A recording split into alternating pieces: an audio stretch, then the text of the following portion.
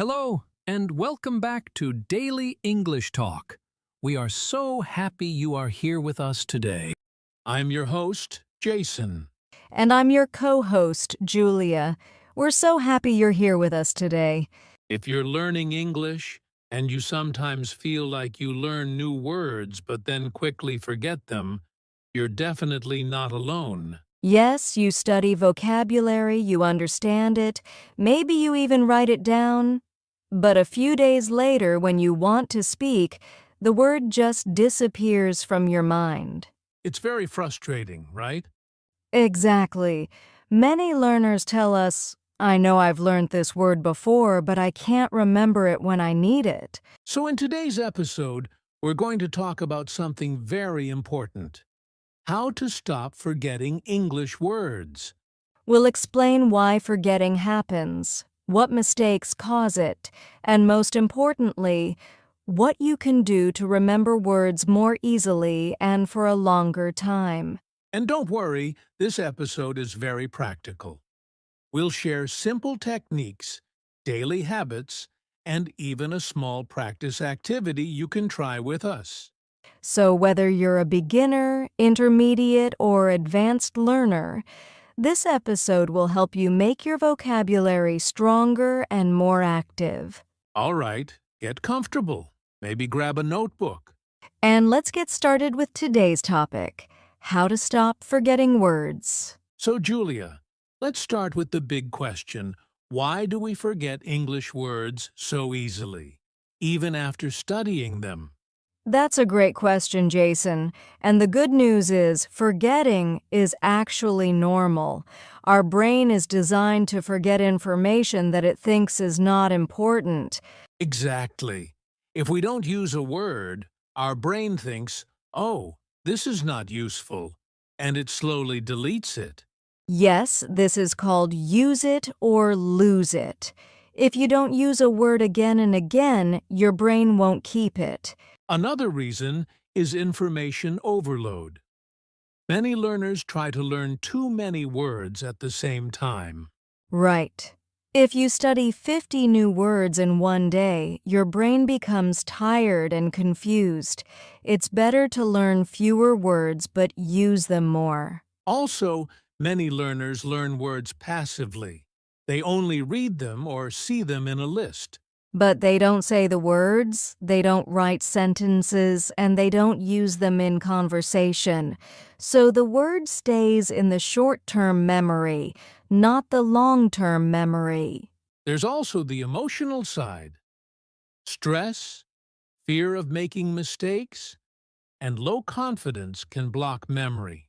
Yes, if you feel nervous when speaking, your brain focuses on fear instead of remembering words. So to summarize, we forget words because we don't use them. We learn too many at once. We learn passively, and sometimes because of stress and pressure. And understanding this is important because when we know why we forget, we can change how we learn. Exactly. And in the next part, we'll talk about the difference between knowing a word and actually remembering it. So, Julia, earlier we said that knowing a word is not the same as remembering it. Let's explain that a little more. Yes, this is very important. Many learners say, I know this word, but when they want to speak, the word doesn't come to their mind. That's because there are two different types of memory. One is recognition when you see a word and you think, oh yes, I know this. And the other is recall when you can remember the word by yourself and use it when speaking or writing. Most learners only train recognition. They read words, they see them in a book or on their phone, and they understand them. But they don't train recall. They don't close the book and try to remember the word. They don't try to use it in a sentence from their own mind. So the brain becomes good at recognizing words, but not good at producing them. It's like recognizing someone's face in a photo versus remembering their name when you meet them on the street. That's a great example. You know the person, but the name doesn't come quickly. So, if you want to remember words, you need to train recall by speaking, writing, and testing yourself without looking. And that's what we'll focus on in the next sections, how to move words from passive knowledge into active memory. From words you know into words you can actually use. Now that we understand why forgetting happens, let's talk about some common mistakes learners make that actually increase forgetting. Yes, and if you recognize yourself in these mistakes, don't worry. Almost everyone makes them. Mistake number 1. Memorizing long word lists. This is very common. Learners write 30 or 40 words in a notebook and try to memorize them like a phone number. But without context, without a sentence or a situation, the brain has nothing to connect the word to. So the word has no meaning in real life, and it's easy to forget. Mistake number 2. Not reviewing. Many learners learn new words, but they never go back to review them after 1 day, 1 week, or 1 month. So the words slowly disappear from memory. Mistake number 3, learning too much at once. Your brain needs time to process and store information. If you push too much in, the brain pushes a lot out. Mistake number 4, not using the words. If you never speak the word, write the word, or hear yourself say the word, your brain doesn't think it's important. And finally, mistake number 5, being afraid of mistakes. If you avoid using new words because you're scared of saying them wrong, you never give your brain the chance to remember them. So the solution is not perfection, the solution is practice. Exactly. And in the next section, we'll share some powerful techniques that really help words stay in your memory. All right, Julia, now comes the exciting part, the techniques that actually help learners remember words for the long term. Yes, there are some simple but powerful methods that make a huge difference if you practice them regularly. Technique number 1. Learn words in sentences, not alone. Exactly. Instead of just memorizing apple, you learn it in a sentence like I eat an apple every morning. When you see the word in context, your brain connects it with meaning, feeling, and situation, and this makes it easier to remember. Technique number 2, use spaced repetition. Ah, yes, spaced repetition is amazing. It's about reviewing words at increasing intervals 1 day later, 3 days later, a week later. It's much better than cramming. Your brain remembers much more when it reviews at the right time. Technique number 3, make personal connections. Yes, connect a word to your life. For example, if you learn travel, think about a trip you took or one you want to take. When a word becomes personal, it sticks in your mind like glue. Technique number 4, speak the words out loud. Reading silently is not enough. Say the word, make sentences with it, or even talk to yourself in English. It activates different parts of the brain, hearing, speaking, and thinking all together, which helps memory. Technique number 5, write short examples. Yes, writing a word in your own sentence, even a small one, makes your brain recall it actively. So instead of just memorizing, you're using the word, which strengthens your memory. And the best part is, you don't need to do all of these at once. Even picking 2 or 3 techniques consistently will give amazing results. Exactly.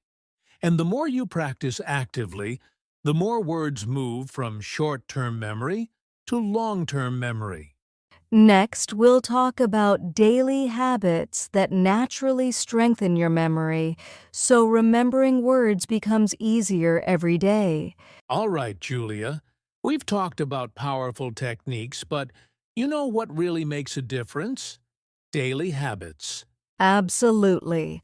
Small daily habits help words stick in your memory naturally without extra effort. Habit number 1, 5-minute daily review. Yes, just take 5 minutes each day to quickly go over the words you learned. It could be in a notebook, on your phone, or using an app. Even a short review every day is better than one long session once a week. The brain remembers better with consistent practice. Habit number 2, speaking practice routines. Exactly. Try to speak a little in English every day, even if it's just describing your day or talking to yourself. When you use new words in your daily speech, your brain treats them as important, and they become easier to remember. Habit number 3, keep a word notebook. Yes, write down new words, sentences, or examples. When you write, you engage memory actively. And habit number 4, use new words the same day. Yes, if you learn a word today, try to make a sentence, speak it, or write it today. Don't wait. The faster you use it, the stronger it sticks. These small habits may seem simple, but if you do them consistently, your vocabulary will improve faster than you think. Exactly. And the great thing is, habits are automatic. Once they become part of your daily routine, remembering words gets much easier. Next, we'll do a simple practice activity to show how these techniques and habits work in real life. All right, Julia, now it's time for a quick practice activity. Let's show our listeners how to use the techniques we talked about. Yes, let's pick 3 new words and practice them together. How about explore, improve, and challenge? Great choice. First, let's put each word in a sentence. I'll start. I want to explore new places this year. Perfect. And for improve, I practice English every day to improve my speaking skills. And challenge. Learning new words can be a fun challenge. Now let's try spaced repetition and recall. Jason, can you say the first word and I'll make a new sentence? Sure, the word is explore. Next weekend, I will explore my city on foot. Excellent. Now improve. I try to improve my listening by watching English videos. And finally, challenge. Every day, I challenge myself to learn at least one new word. See? By using the words in sentences right away, speaking them out loud, and connecting them to personal experiences, our brain remembers them much better. Exactly.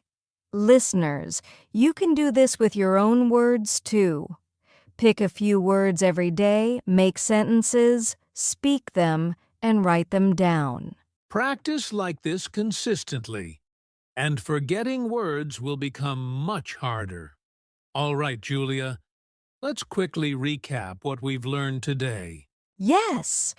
First, we talked about why we forget words not using them, learning too many at once, passive learning, and stress. Then we explained the difference between knowing and remembering words, recognition versus recall. We also covered the common mistakes learners make, like memorizing long lists, not reviewing, and avoiding speaking. And most importantly, we shared powerful techniques, learning words in sentences, using spaced repetition, making personal connections, speaking out loud, and writing examples. Plus, we introduced daily habits like 5-minute reviews, speaking practice, using a word notebook, and applying new words the same day. Finally, we did a live practice activity to show how these methods work in real life. So remember, listeners, the key is practice and consistency. Words will stick if you use them, speak them, and review them regularly. Exactly. Don't give up, even if you forget sometimes. Every effort strengthens your memory.